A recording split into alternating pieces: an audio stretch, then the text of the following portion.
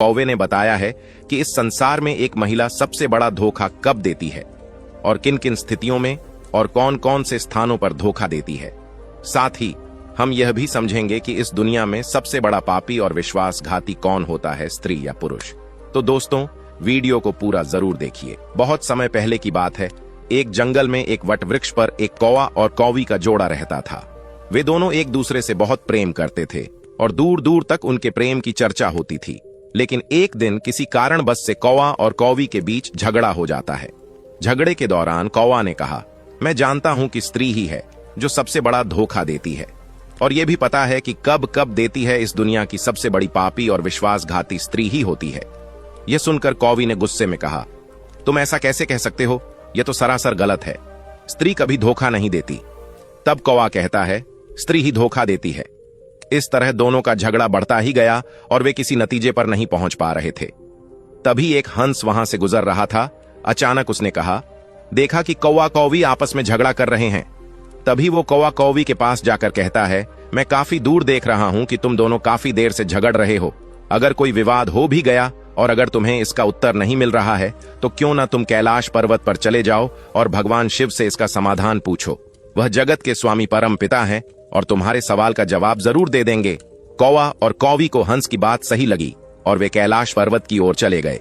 जब वे वहां पहुंचे तो भगवान शिव के चरणों में गिरकर उन्हें प्रणाम किया और बोले, हे भगवान, आप तो सृष्टि के स्वामी हैं, कृपया हमारे सवाल का उत्तर दीजिए। दोस्तों, आज की हमारी जो कहानी है ये आपके जीवन को पूरी तरह से बदल कर रख देगी। इस कहानी में बहुत ही महत्वपूर्ण ज्ञान छिपा हुआ है जिसे पाकर आपका जीवन खुशियों से भर जाएगा। आइए बिना देरी किए कहानी की शुरुआत करते हैं।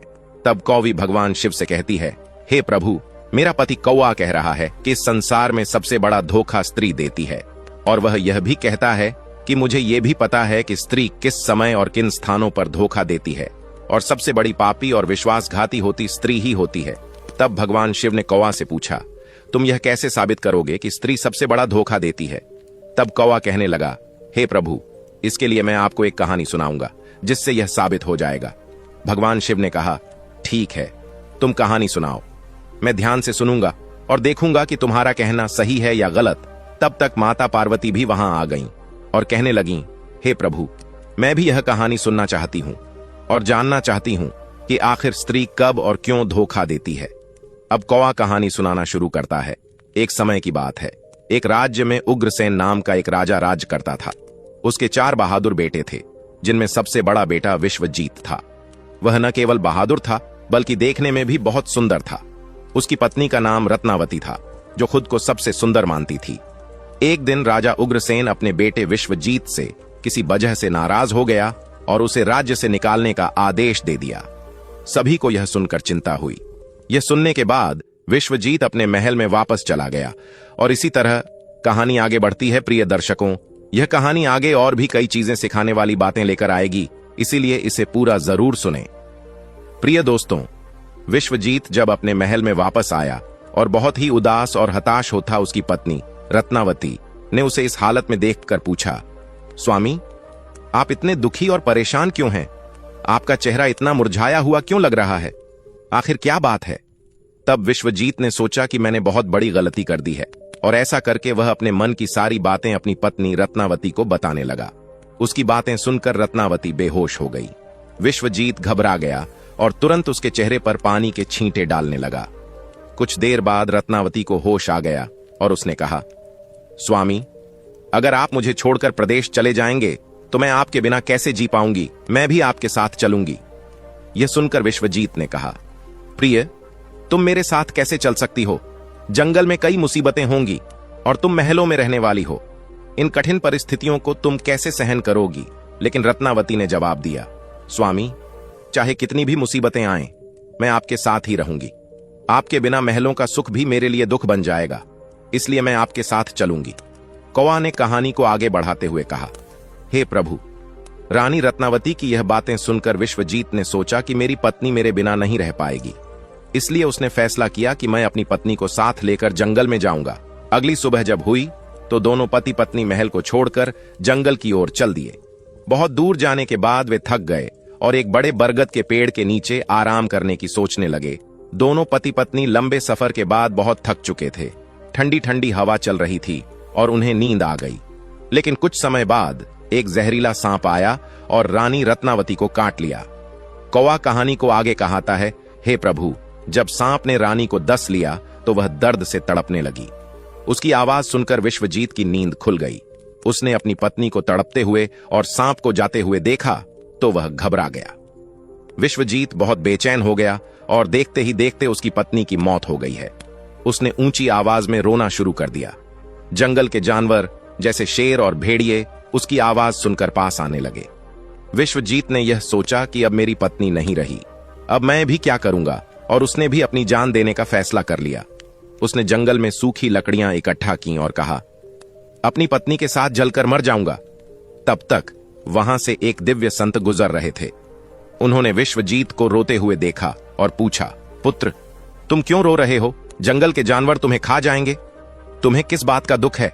विश्वजीत ने जवाब दिया, हे महात्मा, मैं राजकुमार विश्वजीत हूं, राजा उग्रसेन का बेटा।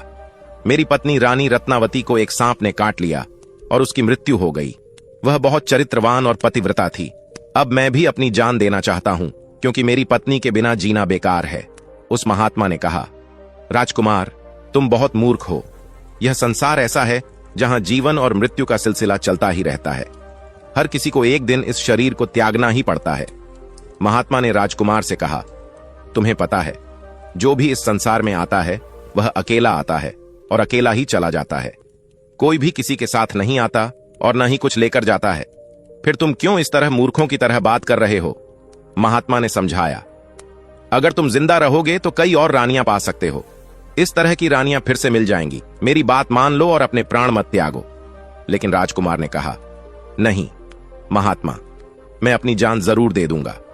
मेरी पत्नी बहुत चरित्रवान और पतिव्रता थी। ऐसी पत्नी मुझे फिर कभी नहीं मिल सकती। महात्मा ने कहा, हे राजकुमार, तुम्हारे पास यह अनमोल मानव शरीर है जिसे पाने के लिए देवता भी लालायित रहते हैं। फिर तुम इसे क्यों नष्ट करना चाहते हो? राजकुमार ने जवाब दिया, महात्मा, आपकी बात सही है, लेकिन मेरी पत्नी जैसी पतिव्रता मुझे फिर कभी नहीं मिलेगी, इसलिए मैं भी उसके साथ मरना चाहता हूं। फिर महात्मा ने कहा, राजकुमार, अगर तुम मेरी बात मानो तो मैं तुम्हारी पत्नी को फिर से जीवित कर सकता हूं, लेकिन इसके लिए एक उपाय करना होगा। बोलो, क्या तुम तैयार हो? राजकुमार ने तुरंत कहा, महात्मा, मैं सब कुछ करने के लिए तैयार हूं, बस मेरी पत्नी को जीवित कर दें। महात्मा ने बताया, तुम्हारी पत्नी की आयु केवल 20 साल थी, जो उसने इस यात्रा में पूरी कर दी। तुम्हारी उम्र 70 साल है, जिसमें से 30 साल बीत चुके हैं। अभी तुम्हारे पास 40 साल बचे हैं। अगर तुम अपनी आधी उम्र अपनी पत्नी को दान कर दोगे तो उसकी उम्र भी बढ़ जाएगी और वह जीवित हो जाएगी। राजकुमार ने कहा, ठीक है, मैं तैयार हूं। महात्मा ने उसे जल दिया और कहा, इस जल को अपनी पत्नी के पैरों में डालो और संकल्प लो कि तुम अपनी 20 साल की उम्र अपनी पत्नी को दान कर रहे हो। कौवा ने कहा, हे प्रभु, जैसे ही राजकुमार ने यह संकल्प लिया कि वह अपनी 20 साल की उम्र अपनी पत्नी को दान कर रहा है, दिव्य संत ने राजकुमार से कहा, हे राजकुमार, पहले मेरी एक बात ध्यान से सुन लो। इसमें तुम्हें एक गुप्त रहस्य मिलेगा। अगर अभी तुम्हें अपनी पत्नी की जरूरत है तो तुम जल डालकर उसे बचा सकते हो, लेकिन भविष्य में अगर तुम्हें उसकी जरूरत नहीं रहे तो तुम इस संकल्प को वापस ले सकते हो, और जैसे ही तुम यह संकल्प वापस लोगे तो उसकी मृत्यु निश्चित हो जाएगी। लेकिन ध्यान रखना, इस बात को अपनी पत्नी से कभी मत कहना, नहीं तो तुम अपना संकल्प वापस नहीं ले पाओगे। जीवन में कुछ बातें छुपाकर रखनी चाहिए, क्योंकि वे काम आ सकती हैं।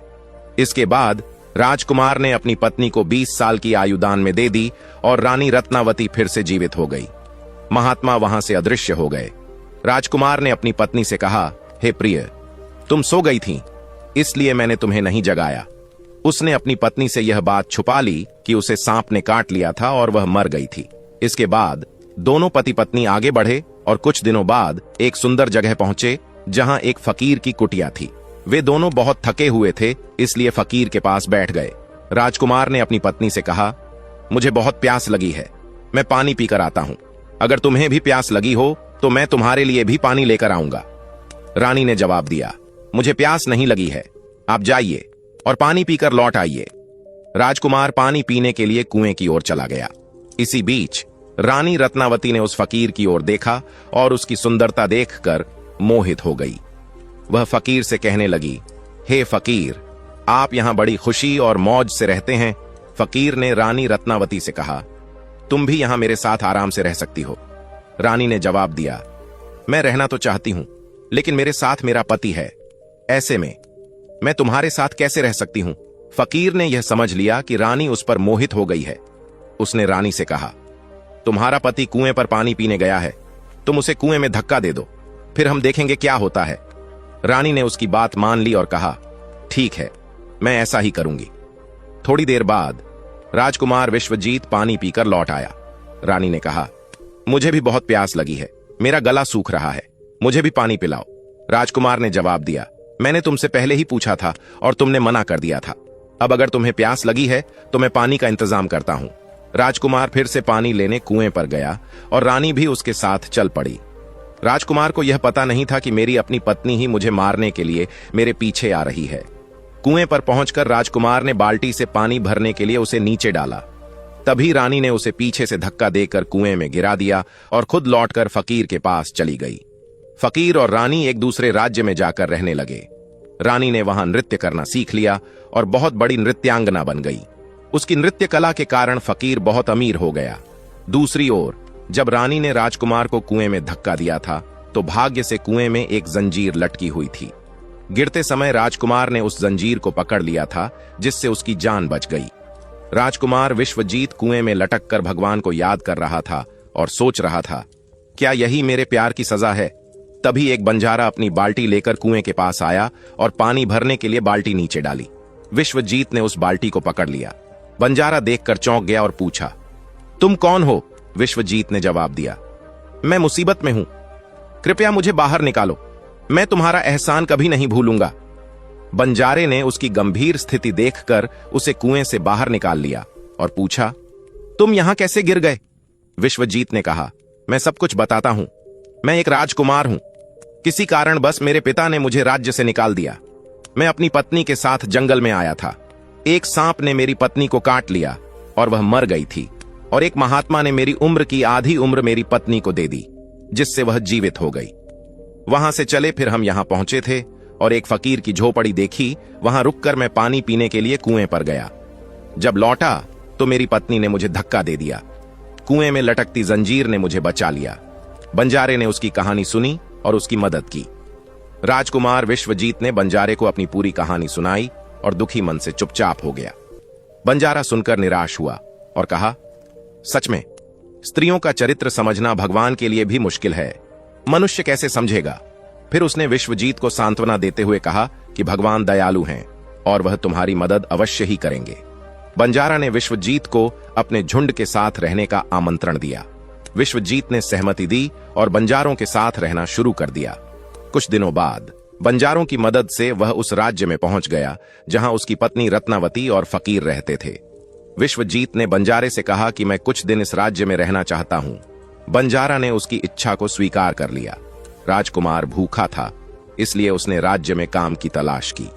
एक व्यापारी ने उसकी मेहनत देखकर उसे नौकरी पर रख लिया। धीरे धीरे विश्वजीत को व्यापारी ने बड़ा सम्मान दिया और उसे मुनीम बना लिया। आगे कौआ कहता है, हे प्रभु, एक दिन राजा के दरबार में रत्नावती का नृत्य होने वाला था। राजा ने शहर के सभी बड़े व्यापारियों को निमंत्रण दिया। रत्नावती की नृत्य कला की बहुत प्रशंसा हो रही थी और वह राज्य की सबसे प्रसिद्ध नर्तकी बन गई थी। सेठ ने विश्वजीत से कहा, मैं राजा के दरबार में नृत्य देखने जा रहा हूं, तुम भी चल सकते हो अगर चाहो तो। विश्वजीत ने कहा, हां, मैं भी देखना चाहूंगा कि इतनी प्रसिद्ध नृत्य कौन कर रहा है। राजकुमार विश्वजीत अपने सेठ के साथ राजा के दरबार में पहुंच गया। वहां रानी रत्नावती ने अप्सरा की तरह नृत्य किया और सुंदर गाने गाए। सभी लोग उसकी कला से प्रभावित हुए और उसकी बहुत तारीफ की। विश्वजीत ने रत्नावती को एक अंगूठी भेंट करवाई जिसमें एक हीरा था। रत्नावती ने अंगूठी देखकर सोचा कि मेरा पति अभी जिंदा है और यही है। उसने सोचा कि मुझे कुछ ऐसा करना होगा जिससे मैं अपने पति को मार सकूं। रत्नावती ने तय किया कि मैं राजा के लिए एक ऐसा सुंदर नृत्य और गाना पेश करेगी जिससे राजा खुश होकर मुझसे कुछ मांगने के लिए कहेगा, और उसने ऐसा ही किया। राजा ने रत्नावती के नृत्य को देखकर प्रसन्नता जाहिर की और पूछा कि तुम क्या चाहती हो? रत्नावती ने राजा से कहा कि मुझे एक वचन दे, मेरा यहां पर एक शत्रु यानी राजकुमार विश्वजीत को फांसी की सजा देना है। राजा ने आदेश दिया कि विश्वजीत को फांसी पर चढ़ा दिया जाए। विश्वजीत के सेठ ने देखा कि विश्वजीत को फांसी पर चढ़ाने का आदेश दिया गया है। वह विश्वजीत के पास गया और पूछा कि तुमने क्या चोरी किया है। विश्वजीत ने कहा कि मैंने कुछ भी नहीं चुराया, और उसने कहा कि मुझे बस 2 बातें कहनी हैं। सेठ ने राजा से चर्चा की और सभी व्यापारियों ने राजा से कहा कि विश्वजीत निर्दोष है। अगर राजा ने उसे न्याय नहीं दिया तो वे शहर छोड़ देंगे।